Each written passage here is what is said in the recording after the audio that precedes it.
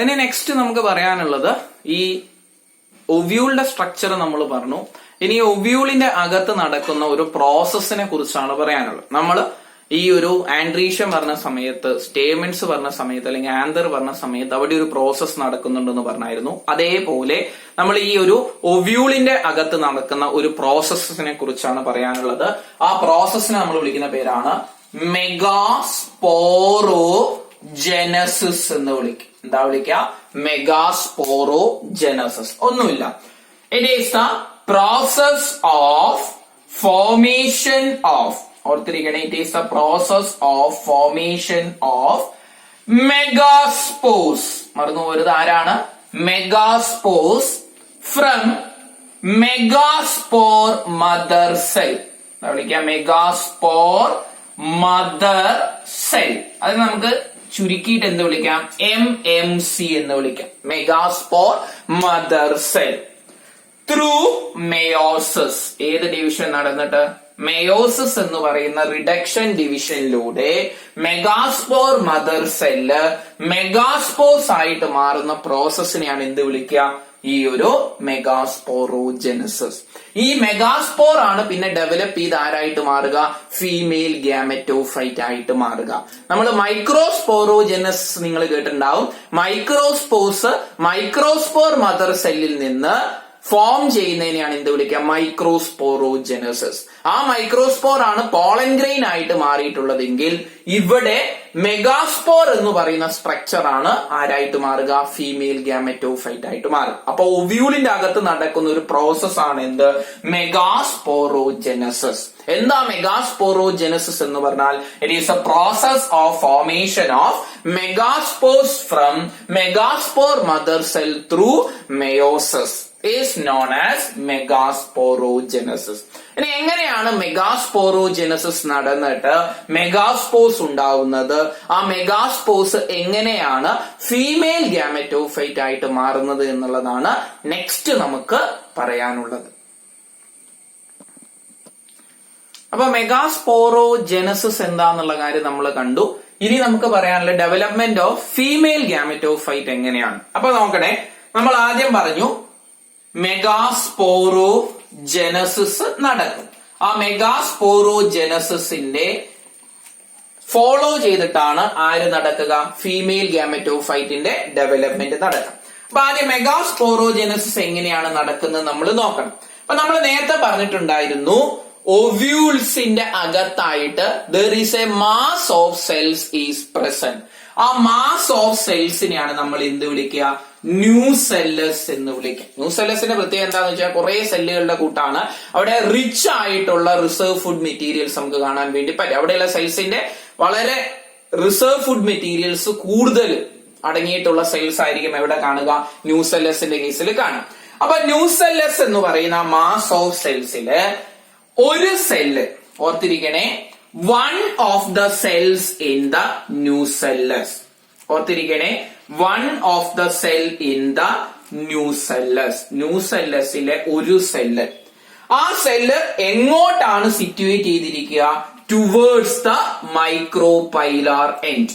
ഓർത്തിരിക്കണേ, towards the micropylar end. അപ്പൊ മറന്നു പോകരുത്, മെഗാസ്പോറോജെനസിസ് നടക്കുന്ന സമയത്ത് ഒവ്യൂളിന്റെ അകത്തുള്ള മാസ് ഓഫ് സെൽസ് ആയിട്ടുള്ള ന്യൂസെല്ലസിന്റെ അകത്തുള്ള ഒരു സെല്ല്, മറന്നു പോരുത്, ഒരൊറ്റ cell, and these are situated towards a micropylar end. അപ്പൊ നമുക്ക് ജസ്റ്റ് ഒന്ന് ഇവിടെ വരച്ചു നോക്കിക്കഴിഞ്ഞാൽ നമ്മൾ നേരത്തെ പറഞ്ഞിട്ടുള്ള ന്യൂസെല്ലസ് ആണ് ഇത്. ന്യൂസെല്ലസിന് കുറെ നമുക്ക് നോക്കിക്കഴിഞ്ഞാൽ എന്തുണ്ട്? സെൽസ് ഉണ്ട്. ന്യൂസെല്ലസിൽ കുറെ മാസ് ഓഫ് സെൽസ് നമ്മൾ വരച്ചിട്ടുണ്ട്. അപ്പം ഈ ന്യൂസെല്ലസിൽ ഇങ്ങനെ കുറെ സെൽസ് ഉണ്ടെന്ന് വിചാരിച്ചു. ഈ ന്യൂസെല്ലസ് നമ്മൾ നോക്കിക്കഴിഞ്ഞാൽ ഈ ഒരു ന്യൂസെല്ലസിന്റെ ഭാഗത്തിന് നമുക്ക് ചെലാസെൽ എൻഡ് എന്ന് വിളിക്കാം. ഈ ഒരു ന്യൂസെല്ലസിന്റെ ഭാഗത്തിന് നമുക്ക് മൈക്രോപൈലാർ എൻഡ്. നമ്മൾ നേരത്തെ വരച്ചിട്ടുള്ളത് നമ്മൾ ജസ്റ്റ് ഒന്ന് തിരിച്ചിട്ടു, കാരണം ഒന്ന് സ്ട്രെയിറ്റ് ആക്കി ആരെ വെച്ചു എന്ന് വിചാരിച്ചു. ഈ ഒരു ന്യൂസെല്ലസിനെ നമ്മൾ വെച്ചു. അപ്പൊ നമുക്ക് ഒന്ന് ചെലാസെൽ എൻഡ് ഉണ്ട്, അടുത്ത എന്താണ്? Micropylar end. ഈ മൈക്രോപൈലാർ എൻഡിലോട്ടുള്ള ന്യൂസെല്ലസിലെ ഒരു സെല്ല് അങ്ങ് എന്ത് ചെയ്യും? എൻലാർജ് ചെയ്യും. ഫസ്റ്റ് സ്റ്റെപ്പ് എന്ന് പറയുന്നത് അതാണ്. one of the cells in the nucellus towards micropylar end get enlarged. അതങ്ങ് എന്തായിട്ട് മാറും? അതിന്റെ സൈസ് അങ്ങ് കൂടും. ഏത് എൻഡിലോട്ടുള്ള? മൈക്രോ പൈലാർ എൻഡിലോട്ട്. ഇതിന് ചുറ്റും ഇന്റഗ്യുമെന്റ്സും കാര്യങ്ങളൊക്കെ ഉണ്ട്. ആ ന്യൂസെല്ലസിനെ മാത്രമാണ് നമ്മൾ വരച്ചിട്ടുള്ളത്. ന്യൂസെല്ലസിലെ ഒരു cell towards a micropylar and get enlarged. ആ എൻലാർജ് ചെയ്തിട്ടുള്ള സെല്ലിനെയാണ് നമ്മൾ എന്ത് വിളിക്കുക? മെഗാസ്പോർ മദർ സെൽ എന്ന് വിളിക്കും. എന്താ വിളിക്കുക? Megaspore mother cell. അപ്പൊ ഓർത്തിരിക്കണേ, one of the cells in the nucellus towards micropylar and get enlarge and it become functioned as megaspore mother cell. അത് ആരായിട്ട് ഫങ്ഷൻ ചെയ്യും? മെഗാസ്പോർ മദർ സെൽ ആയിട്ട് ഫങ്ഷൻ ചെയ്യും.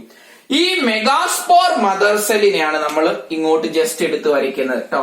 ഇതാണ് ഇപ്പൊ നമ്മൾ വരച്ചിട്ടുള്ള മെഗാസ്പോർ മദർ സെൽ. ഈ ഒരു എൻലാർജ് ചെയ്തിട്ടുള്ള സെൽസ്, ഇതാണ് MMC. ഈ മെഗാസ്പോർ മദർ സെല്ലിന് ഏത് ഡിവിഷൻ നടക്കും? It undergo meiosis. Megaspore mother സെല്ലിന് ഏത് ഡിവിഷൻ നടക്കും? മെയോസിസ് എന്ന് പറയുന്ന ഡിവിഷൻ നടക്കും. മെയോസിസ് ഡിവിഷൻ നടന്നു കഴിഞ്ഞാൽ നമുക്കറിയാം എത്ര എണ്ണം ഉണ്ടാവും? 4 മെഗാസ്പോസ് ആയിട്ട് അത് മാറും. എത്ര എണ്ണം ഉണ്ടാവും? 4 മെഗാസ്പോസ് ആയിട്ട് മാറും. അപ്പം ഇങ്ങനെ മെഗാസ്പോസ് ഉണ്ടാവുന്ന ആ പ്രോസസ്സിനെയാണ് എന്ത് വിളിക്കുക? മെഗാസ്പോറോജെനസിസ്. അപ്പൊ മറന്നു പോരുത്, one of the cells in the nucellus towards micropylar and get enlarged and it become functioned as megaspore mother cell. ഈ megaspore mother cell undergo meiosis results in the formation of 4 haploid megaspores. Haploid എന്ന് പറഞ്ഞു കഴിഞ്ഞാൽ നമുക്കറിയാലേ ഒറ്റ set chromosome number ഉള്ളതിനെയാണ് നമ്മൾ എന്ത് വിളിക്കുക? Haploid എന്ന് വിളിക്കുക. അപ്പം 4 മെഗാസ്പോസ് ഇവിടെ ഫോം ചെയ്യും. ഇങ്ങനെ 4 മെഗാസ്പോസ് ഉണ്ടായി കഴിഞ്ഞാൽ ഏത് കഴിഞ്ഞു? മെഗാസ്പോറോജെനസിസ് കഴിഞ്ഞു. ഈ മെഗാസ്പോറോജെനസിന്റെ ഫോളോ ആയിട്ടാണ് ആരുണ്ടാവുന്നത്? നമ്മൾ പറഞ്ഞു ഫീമെയിൽ ഗ്യാമറ്റോഫൈറ്റ് ഉണ്ടാവുന്നത്. അതാണ് നെക്സ്റ്റ് നമുക്ക് പറയാനുള്ളത്. അപ്പൊ മെഗാസ്പോറോജെനസിസ് മറന്നു പോരുത്.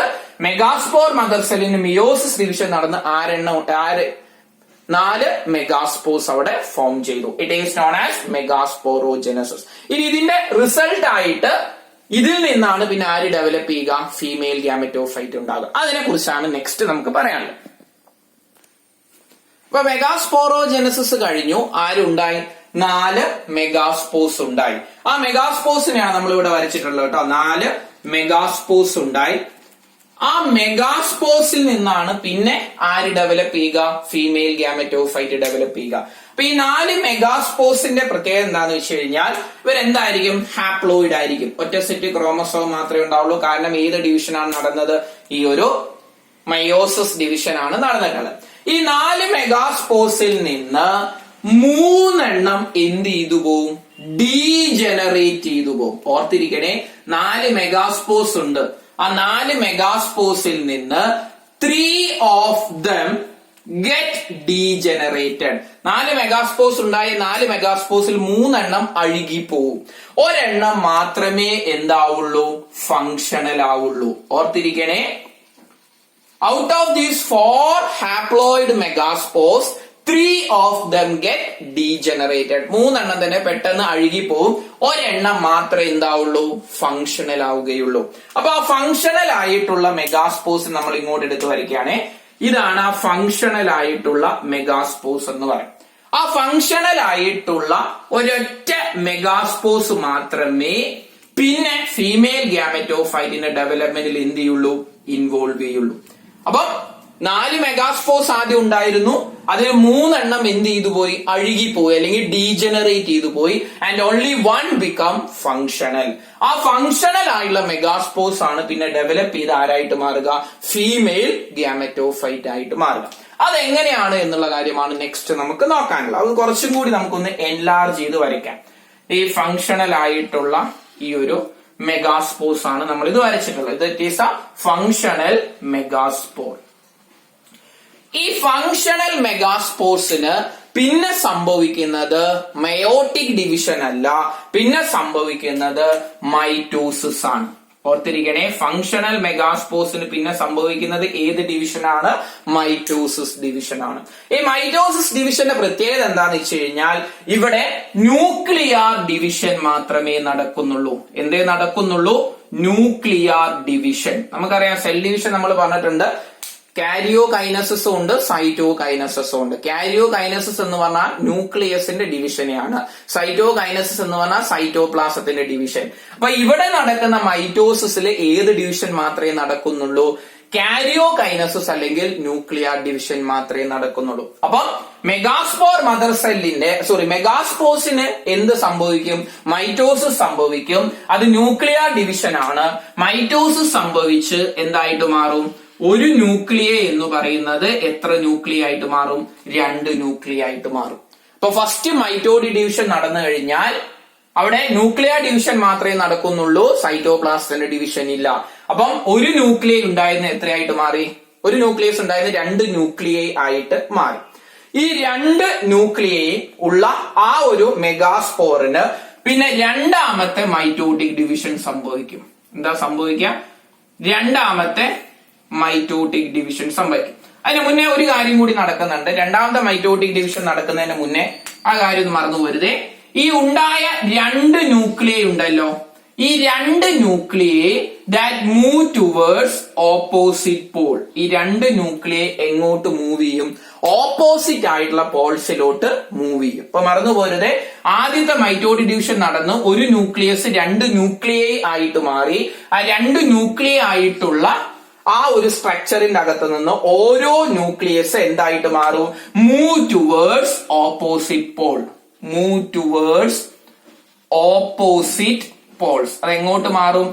2 ധ്രുവങ്ങളിലോട്ട് അത് എന്ത് ചെയ്യും? മൂവ് ചെയ്യും. Move towards opposite Paul's. അങ്ങനെ ഓപ്പോസിറ്റ് പോൾസിലോട്ട് മൂവ് ചെയ്ത് കഴിഞ്ഞാൽ നമുക്ക് ഇങ്ങനെ ഒരു സ്ട്രക്ചർ കിട്ടും. അതായത് ഒരു മെഗാസ്പോർ, ആ മെഗാസ്പോറിന് ഇവിടെ ഒരു ന്യൂക്ലിയയും ഈ ഒരു പോളിൽ എന്ത് ചെയ്യും? അടുത്ത ന്യൂക്ലിയയും. ഇനി രണ്ടാമത്തെ മൈറ്റോട്ടിക് ഡിവിഷൻ സംഭവിക്കും. ഓർത്തിരിക്കണേ, സെക്കൻഡ് മൈറ്റോസിസ്. മൈറ്റോസിസ് 2 എന്ന് നമുക്ക് പറയാം. ഇത് മൈറ്റോസിസ് 1. അതും എന്ത് ഡിവിഷൻ ആണ്? ന്യൂക്ലിയർ ഡിവിഷൻ മാത്രമാണ് നടക്കുക. Nuclear division. അതായത് സൈറ്റോപ്ലാസത്തിന്റെ ഡിവിഷൻ നടക്കില്ല, ന്യൂക്ലിയർ ഡിവിഷൻ മാത്രം. അപ്പൊ എന്തുണ്ടാവും? ന്യൂക്ലിയർ ഡിവിഷൻ നടന്നിട്ട് നമ്മൾ നോക്കിക്കഴിഞ്ഞാൽ ഇവിടെ പോളില് 2 ന്യൂക്ലിയ ആയിട്ട് മാറും, താഴെയും എന്തായിട്ട് മാറും? 2 ന്യൂക്ലിയ ആയിട്ട് മാറും. ഇനി വീണ്ടും മൂന്നാമത്തെ മൈറ്റോട്ടിക് ഡിവിഷൻ സംഭവിക്കും. മൈറ്റോസിസ് 3 സംഭവിക്കും. മൈറ്റോസിസ് 3. അവിടെയും എന്താണ്? ന്യൂക്ലിയർ ഡിവിഷൻ മാത്രമാണ് നടക്കുക. സൈറ്റോപ്ലാസത്തിന് എന്ത് സംഭവിക്കില്ല? ഡിവിഷൻ നടക്കില്ല. അപ്പൊ ന്യൂക്ലിയർ ഡിവിഷൻ നടന്നു. അങ്ങനെ ന്യൂക്ലിയർ ഡിവിഷൻ നടന്നു കഴിഞ്ഞാൽ നമുക്കറിയാം വീണ്ടും എന്തുണ്ടാവും? ഇവിടെ 4 ന്യൂക്ലിയ ഉണ്ടാവും. ഇവിടെ എന്താണ്? 4 ന്യൂക്ലിയ. അപ്പൊ പോൾസിൽ എത്ര ന്യൂക്ലിയ ഉണ്ടാവും? 4 ന്യൂക്ലിയ ഉണ്ടാവും. അതായത് 2 ഡിവൈഡ് ചെയ്തു 4 ആയിട്ട്, 2 ഡിവൈഡ് ചെയ്തു 4 ആയിട്ട് മാറി. ഇനി എന്ത് ചെയ്യും?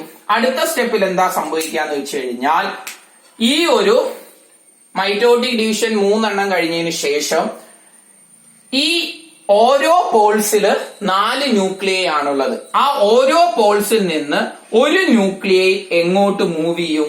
Move towards the centre. അപ്പം പോൾസിൽ നിന്ന് ഓരോ ന്യൂക്ലിയ, അതായത് ഫ്രം ബോത്ത് പോൾസ് 1 ന്യൂക്ലിയസ്, ഒരു ന്യൂക്ലിയസ് എന്ന് പറയുന്നത് എന്ത് ചെയ്യും?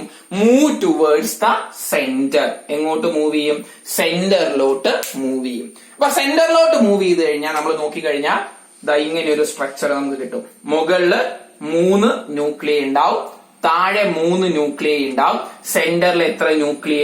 2 ന്യൂക്ലിയ ഉണ്ടാവും. കാരണം പോൾസിൽ നിന്ന് ഓരോ ന്യൂക്ലിയ, ഒരു ന്യൂക്ലിയ എങ്ങോട്ട് വന്നു? സെന്ററിലോട്ട് മൂവ് ചെയ്തു. ഇതിന് ശേഷം പിന്നെ എന്ത് സംഭവിക്കും? ഈ ഓരോ ന്യൂക്ലിയയ്ക്ക് ചുറ്റും സെൽ വാളിന്റെ ഫോർമേഷൻ നടക്കും, അല്ലെങ്കിൽ സെല്ലുലറൈസേഷൻ നടക്കും. ഇനി സെൽ വാളിന്റെ ഫോർമേഷൻ നടക്കും ഓരോ ന്യൂക്ലിയയ്ക്ക് ചുറ്റും. അങ്ങനെ സെൽ വാളിന്റെ ഫോർമേഷൻ നടന്നു കഴിഞ്ഞാൽ ആര് ഡെവലപ്പ് ചെയ്തു? ഫീമെയിൽ ഗാമറ്റോഫൈറ്റ് എന്ന് പറയുന്ന സ്ട്രക്ചർ ആയിട്ട് മാറി.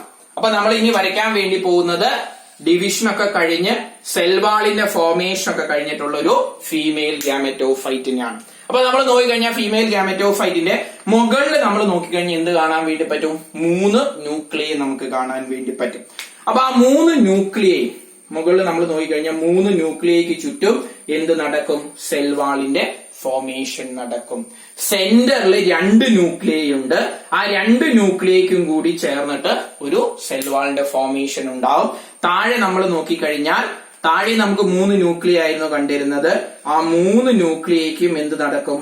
സെൽ വാളിന്റെ ഫോർമേഷൻ നടക്കും. അപ്പൊ ഇതാണ് ഒരു ആരുടെ സ്ട്രക്ചർ എന്ന് പറയുന്നത്? ഫീമെയിൽ ഗാമറ്റോഫൈറ്റിന്റെ സ്ട്രക്ചർ. അപ്പൊ നമ്മൾ നോക്കുക, എണ്ണി നോക്കട്ടോ, എത്ര സെൽസ് ഉണ്ട്, എത്ര ന്യൂക്ലിയൈ ഉണ്ട് എന്ന് നമ്മൾക്ക് എണ്ണി നോക്കാം. മുകളില് 3 സെല്ലുണ്ട്, 3 ന്യൂക്ലിയൈ ഉണ്ട്.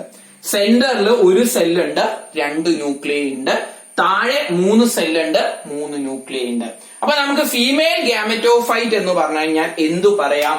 It is a 7 celled and 8 nucleated structure. അപ്പൊ ഫീമെയിൽ ഗാമറ്റോഫൈറ്റ് എന്ന് പറയുന്നത് എത്ര സെല്ലാണ് ഉണ്ടാവുക? എണ്ണി നോക്കിക്കഴിഞ്ഞാൽ നമുക്ക് ടോട്ടൽ 7 സെല്ലാണ് ഉണ്ടാവുക. എത്ര ന്യൂക്ലിയസ് ഉണ്ടാവും? 8 ന്യൂക്ലിയസ് ഉണ്ടാവും. അപ്പൊ ടിപ്പിക്കൽ ആൻജിയോസ്പെർമിന്റെ ഫീമെയിൽ ഗാമറ്റോഫൈറ്റ് എന്ന് പറഞ്ഞാൽ it is a 7 celled and 8 nucleated structure.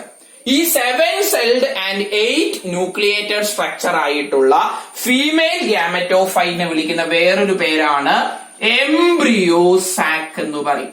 ഓർത്തിരിക്കണേ, these 7 celled and 8 nucleated female gametophyte is also known as embryo sac. അപ്പൊ ഫീമെയിൽ ഗാമറ്റോഫൈറ്റിനെ വിളിക്കുന്ന വേറൊരു പേരാണ് എന്ത്? എംബ്രിയോ സാക് എന്ന് പറയും. അപ്പൊ എംബ്രിയോ സാക്കിന്റെ സ്ട്രക്ചർ മറന്നു പോരുത്.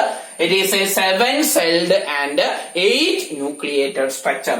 ഇത് എങ്ങനെയാണ് ഫോം ചെയ്തിട്ടുള്ളത് എന്നുള്ള കാര്യം മറന്നു പോരുത്. ആദ്യം മെഗാസ്പോറോജെനസിസ് നടന്ന് ആരുണ്ടാവും? 4 ഹാപ്ലോയിഡ് ആയിട്ടുള്ള മെഗാസ്പോസ് ഉണ്ടാവും. ആ 4 ഹാപ്ലോയിഡ് ആയിട്ടുള്ള മെഗാസ്പോസിൽ 3 എണ്ണം എന്ത് ചെയ്തു പോവും? ഡീജനറേറ്റ് ചെയ്തു പോവും. ഒരെണ്ണം മാത്രമേ എന്താവുള്ളൂ? ഫങ്ഷണൽ ആയിട്ട് മാറുള്ളൂ. ആ ഫങ്ഷണൽ ആയിട്ടുള്ള മെഗാസ്പോറിന് ഏത് ഡിവിഷനാണ് പിന്നെ നടക്കുക? മൈറ്റോട്ടിക് ഡിവിഷൻ ആണ് നടക്കുക. എത്ര മൈറ്റോസിസ് നടക്കും? 3 മൈറ്റോട്ടിക് ഡിവിഷൻ നടക്കും. പക്ഷെ ആ മൈറ്റോട്ടിക് ഡിവിഷന്റെ പ്രത്യേകത എന്താണ്? It is nuclear division is only takes place. There is no division of cytoplasm. അപ്പൊ ഫസ്റ്റ് മൈറ്റോസിസ് ഡിവിഷൻ നടന്നു കഴിഞ്ഞാൽ 2 ന്യൂക്ലിയൈ ഉള്ള സ്ട്രക്ചർ ആയിട്ട് മാറും. ആ 2 ന്യൂക്ലിയയും ഓരോ ന്യൂക്ലിയസ് എങ്ങോട്ട് മൂവ് ചെയ്യും? Move towards opposite Paul's. അതിനുശേഷം രണ്ടാമത്തെ മൈറ്റോസിസ് നടക്കും. അവിടെ ന്യൂക്ലിയർ ഡിവിഷൻ മാത്രമേ ഉണ്ടാവുള്ളൂ. 4 ന്യൂക്ലിയൈ ഫോം ചെയ്യും. മൂന്നാമത്തെ മൈറ്റോട്ടിക് ഡിവിഷൻ നടക്കും. 8 ന്യൂക്ലിയൈ ആയിട്ട് മാറും. അതിനുശേഷം ആ 8 ന്യൂക്ലിയയിലുള്ള 4 ന്യൂക്ലിയൈ ഒരു പോളിൽ ഉണ്ടാവും, 4 ന്യൂക്ലിയൈ അടുത്ത പോളിൽ ഉണ്ടാവും. അതിൽ നിന്ന് ഓരോ ന്യൂക്ലിയസ് എങ്ങോട്ട് മൂവ് ചെയ്യും? Move towards the centre or move towards the equator. അങ്ങനെ ഫോം ചെയ്ത സ്ട്രക്ചറിന് പിന്നെ എന്തുണ്ടാവും? സെൽ വാളിന്റെ ഫോർമേഷൻ നടക്കും. അപ്പൊ നമ്മൾ പറഞ്ഞു എന്താണ്? ഒരു 7 സെൽഡ് ആൻഡ് 8 ന്യൂക്ലിയേറ്റഡ് സ്ട്രക്ചർ ഉണ്ടാവും. അതിനെയാണ് നമ്മൾ എന്ത് വിളിക്കുക? ഫീമെയിൽ ഗാമറ്റോഫൈറ്റ് അല്ലെങ്കിൽ എന്ത് വിളിക്കുക? എംബ്രിയോ സാക് എന്ന് വിളിക്കും. ഇനി ഇതിന്റെ അകത്ത് എംബ്രിയോ സാക്കിന്റെ അകത്ത് ആരൊക്കെയാണ് വരുന്നത് എന്നാണ് നെക്സ്റ്റ് നമുക്ക് പറയാനുള്ളത്. അപ്പൊ എംബ്രിയോ സാക്കിന്റെ സ്ട്രക്ചർ ആണ് നമ്മൾ വരച്ചിട്ടുള്ളത്. എംബ്രിയോ സാക്കിനെ കുറിച്ച് ഒന്ന് എൻലാർജ് ചെയ്ത് നമ്മൾ വരച്ചിട്ടുള്ളതാണ്. അപ്പൊ എംബ്രിയോ സാക്കിന്റെ കേസ് നമ്മൾ നോക്കുകയാണെങ്കിൽ ഈ ഒരു ഭാഗം എന്ന് പറയുന്നത് നോർമലി ചലാസൽ എൻഡ് ആണ്. നമ്മൾ നേരത്തെ ആരുടെ കേസ് പറഞ്ഞതുപോലെ തന്നെ, ന്യൂസെലസിന്റെ കേസ് പറഞ്ഞതുപോലെ തന്നെ ഈ ഒരു എൻഡ് എന്ന് പറയുന്നത് ആരാണ്? മൈക്രോ പൈലാർ എൻഡ് ആണ്. മുകൾ എൻഡ് എന്ന് പറയുന്ന ആരാണ്? Chalazal end. അപ്പൊ towards the chalazal end embryo sac നമ്മൾ നോക്കിക്കഴിഞ്ഞാൽ നമുക്ക് 3 സെൽസ് കാണാൻ വേണ്ടി പറ്റും. ആ 3 സെൽസിനെയും കൂടി നമ്മൾ വിളിക്കുന്ന പേരാണ് ആന്റിപോഡൽസ് എന്ന് വിളിക്കും, അല്ലെങ്കിൽ ആന്റിപോഡൽ സെൽസ് എന്ന് വിളിക്കും. എന്താ വിളിക്കുക? ആന്റിപോഡൽ സെൽസ് ഓർ ആന്റിപോഡൽസ് എന്ന് വിളിക്കും. അതിന്റെ പ്രത്യേകത എന്താന്ന് വെച്ച് കഴിഞ്ഞാൽ അതില് ഫുഡ് മെറ്റീരിയൽസ് എന്ത് ചെയ്തിട്ടുണ്ടാവും? സ്റ്റോർ ചെയ്ത് വെച്ചിട്ടുണ്ടാവും. അപ്പൊ നറിഷ്മെന്റ് ആണ് അല്ലെങ്കിൽ ന്യൂട്രിയൻസ് പ്രൊവൈഡ് ചെയ്യുക എന്നുള്ളതാണ് ആരുടെ ഫംഗ്ഷൻ? ആന്റിപോഡൽ സെൽസിന്റെ ഫംഗ്ഷൻ എന്ന് പറയും. ഇനി സെന്ററിൽ നമ്മൾ നോക്കിക്കഴിഞ്ഞാൽ നമുക്ക് ഒരു സെല്ല് കാണാൻ വേണ്ടി പറ്റും. ആ സെന്ററിലുള്ള സെല്ലിന് നമുക്ക് എന്ത് വിളിക്കാം? സെൻട്രൽ സെൽ എന്ന് വിളിക്കാം. അതിന്റെ അകത്തുള്ള 2 ന്യൂക്ലിയൈ ഉണ്ടല്ലോ, ആ 2 ന്യൂക്ലിയൈ എവിടെ നിന്നാണ് വന്നത്? ധ്രുവങ്ങളിൽ നിന്നാണ് വന്നത്. അതുകൊണ്ട് അതിനെ നമുക്ക് എന്ത് വിളിക്കാം? പോളാർ ന്യൂക്ലിയൈ എന്ന് വിളിക്കാം. എന്ത് വിളിക്കാം? Polar nuclei. ധ്രുവങ്ങളിൽ നിന്ന് വന്നതുകൊണ്ട് സെന്ററിലുള്ള ആ സെല്ലിനെ സെൻട്രൽ സെൽ എന്ന് വിളിക്കാം. പിന്നെ അതിന്റെ അകത്തുള്ള 2 ന്യൂക്ലിയസിനെയും കൂടി നമുക്ക് എന്ത് വിളിക്കാം? പോളാർ ന്യൂക്ലിയൈ എന്ന് വിളിക്കാം. ഇനി മൈക്രോ പൈലാർ എൻഡ്. എംബ്രിയോസാക്കിന്റെ മൈക്രോ പൈലാർ എൻഡിൽ നമുക്ക് നോക്കിക്കഴിഞ്ഞാൽ നമുക്ക് 3 സെൽസ് കാണാൻ വേണ്ടി പറ്റും. അതിൽ സെന്ററിലുള്ള ഒരു സെല്ല് കുറച്ച് സൈസ് കൂടുതലായിരിക്കും, 2 സൈഡിലുള്ള എന്തായിരിക്കും കമ്പാരിറ്റീവ്ലി സൈസ് കുറവായിരിക്കും. ആ സെന്ററിലുള്ള സെല്ലിനെ നമ്മൾ വിളിക്കുന്ന പേരാണ് എഗ് എന്ന് പറയും. It is nothing but the female gamete. Egg എന്ന് പറയും, അല്ലെങ്കിൽ ഫീമെയിൽ ഗമേറ്റ് എന്ന് നമ്മൾ പറയും. 2 സൈഡിലുള്ള സെല്ലിനെ നമ്മൾ വിളിക്കുന്ന പേരാണ് സിനർജിഡ്സ് എന്ന് വിളിക്കും. എന്താ വിളിക്കുക? സിനർജിഡ്സ് എന്ന് വിളിക്കുക, അല്ലെങ്കിൽ സൈനർജിഡ്സ് എന്ന് വിളിക്കും. 2 വിളിക്കുക കേട്ടോ, സിനർജിഡ്സ് ഓർ സൈനർജിഡ്സ്. അപ്പൊ ഈ ഒരു എഗ്ഗും 2 സൈനർജിഡ്സും വരുന്ന ആ എൻറ്റയർ ആയുള്ള സ്ട്രക്ചറിനെ നമ്മൾ വിളിക്കുന്ന പേരാണ് എഗ് അപ്പാരറ്റസ് എന്ന് വിളിക്കും. എന്താ വിളിക്കുക?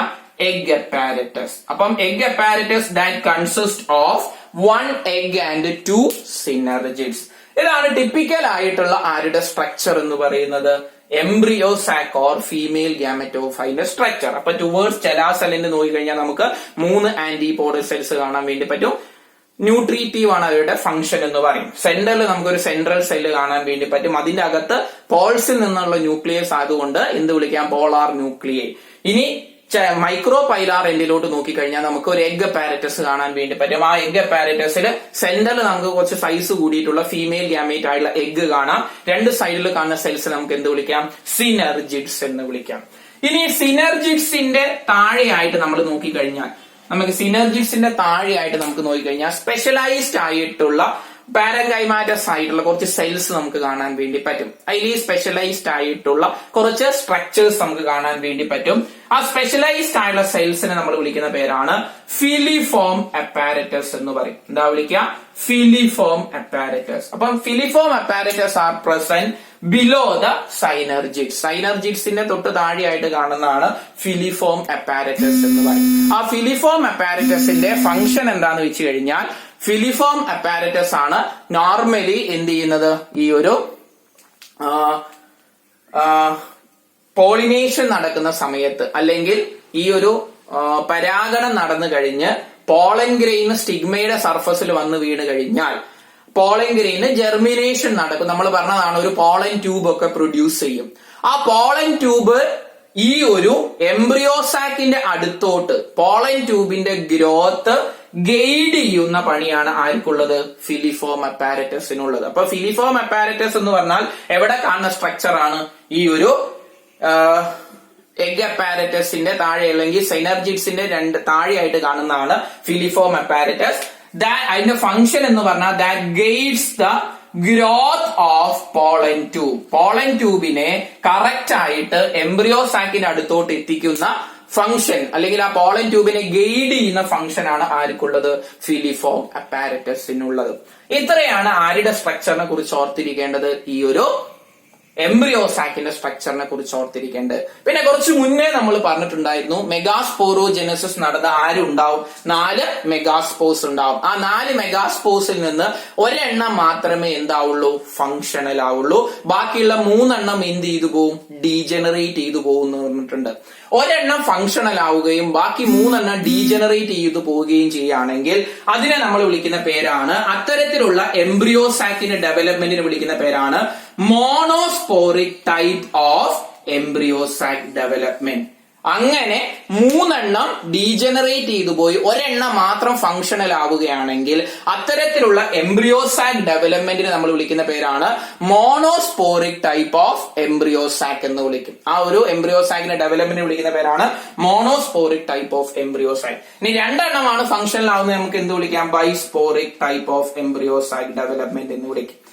നിങ്ങൾ ഓർത്തിരിക്കേണ്ടത്, ആൻജിയോസ്പേംസിൽ ജനറലി കാണുന്നത് ആരാണ്? Monosporic type of embryo sac development ആണ്. 4 മെഗാസ്പോസിൽ നിന്ന് ഒരെണ്ണം മാത്രം എന്താവുക? ഫങ്ഷണൽ ആവുക. ബാക്കി 3 എണ്ണവും ഡീജനറേറ്റ് ചെയ്തു പോവുകയാണെങ്കിൽ അത്തരത്തിലുള്ള എംബ്രിയോസാക് ഡെവലപ്മെന്റ് നമ്മൾ വിളിക്കുന്ന പേരാണ് monosporic type of embryo sac development. ഇത് ആദ്യമായിട്ട് റിപ്പോർട്ട് ചെയ്തിട്ടുള്ളത് പോളിഗോണം എന്ന് പറയുന്ന ഒരു പ്ലാന്റിൽ ആയതുകൊണ്ട് it is also known as polygonum type of embryo sac development. Polygonum എന്ന് പറഞ്ഞ ഒരു പ്ലാന്റിൽ ആയതുകൊണ്ട് monosporic type of embryo sac development തന്നെ വിളിക്കുന്ന വേറൊരു പേരാണ് polygonum type of embryo sac development എന്ന് വിളിക്കും. ഇത്രയാണ് ആരെക്കുറിച്ച് നമുക്ക് പറയാനുള്ളത്, ഫീമെയിൽ ഗാമറ്റോഫൈറ്റിന്റെ ഡെവലപ്മെന്റും കൂടാതെ മെഗാസ്പോറോജെനസിസും. ഫീമെയിൽ ഗാമറ്റോഫൈറ്റിന്റെ സ്ട്രക്ചർ മറന്നു പോകരുത്. ഓർ എംബ്രിയോസാക്കിന്റെ സ്ട്രക്ചർ മറന്നുപോയത് it is a 7 celled and 8 nucleated structure. ആരൊക്കെയുണ്ട്? 3 ആന്റിപോഡൽ സെൽസ്, സെന്ററിൽ ഒരു സെൻട്രൽ സെൽ ഉണ്ട്, താഴെ ആരുണ്ട്? ഒരു എഗ് അപ്പാരറ്റസ്. അപ്പൊ ടോട്ടൽ നോക്കിക്കഴിഞ്ഞാൽ 7 സെല്ലും 8 ന്യൂക്ലിയുമാണ് ഉള്ളത്. പിന്നെ എംബ്രിയോസാക്കിന്റെ ഡെവലപ്മെന്റ് എന്ന് പറയുന്നത് monosporic type of embryo sac development ആണ്, അല്ലെങ്കിൽ polygonal type of embryo sac development ആണ്. അതെന്താണ്? 4 മെഗാസ്പോർസ് ഉണ്ടായി അതിൽ 3 എണ്ണം ഡീജനറേറ്റ് ചെയ്തു പോവുക, ഒരെണ്ണം മാത്രം ഫംഗ്ഷണൽ ആവുകയാണെങ്കിൽ അതിനെയാണ് എന്ത് വിളിക്കുക?